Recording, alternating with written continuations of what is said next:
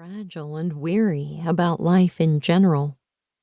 If the whole world could figure out how to live the gospel in community while handing out tacos, we just might make it through, which is precisely what this book is all about. Personally, the quality of my life was on a serious uptick at the end of 2019.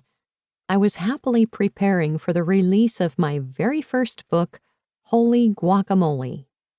I had speaking engagements slotted at conferences and churches.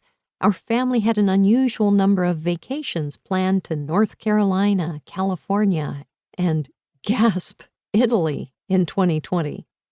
Our city, Austin, was thriving and growing, as was our church.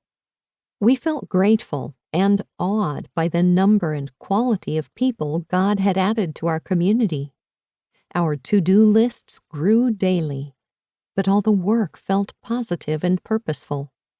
In December, we held 2020 in our hands like a precious stone ready to be placed in the perfect setting.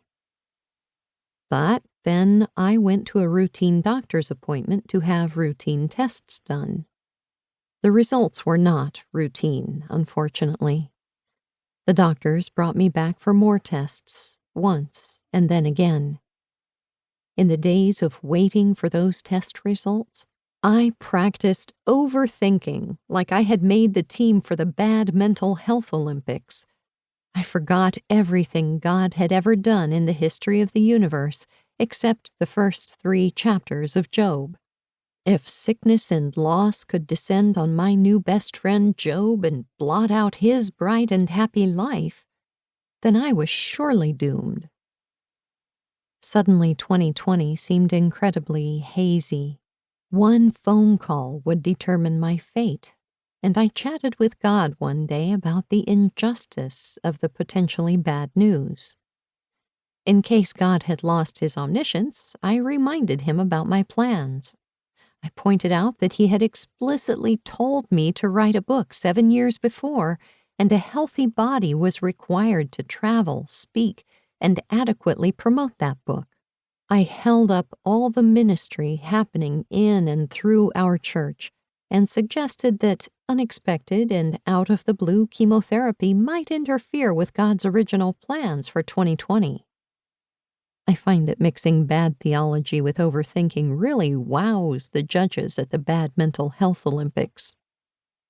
And then I took my selfish, heretical overthinking to a whole new level and told God I couldn't be sick because my husband and I needed to go to Italy to celebrate our 20th wedding anniversary.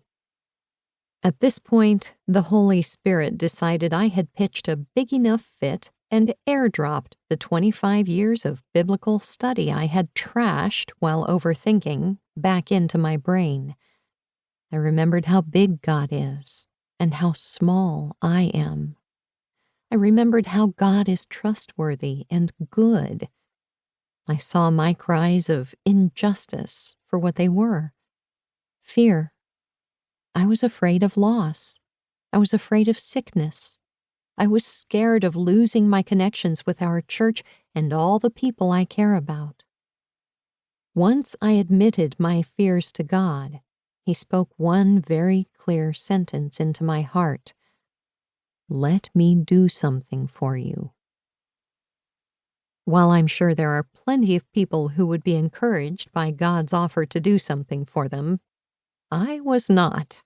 Those words made me uncomfortable. Think for a moment about all the people and situations in the Bible that required God's supernatural intervention. Think of Joseph, left to die in a pit. Think of Moses getting yelled at by the Israelites about wanting meat to eat in the desert. Think of Mary and Martha watching over their sick brother Lazarus as he died. Think of the women who snuck healing out of Jesus by grabbing onto his robes. Think of Peter sinking into the water after Jesus invited him on a wave-top stroll. These miracles and God's interventions are all theoretically inspiring to read about, but I would rather be safely tucked in a comfy life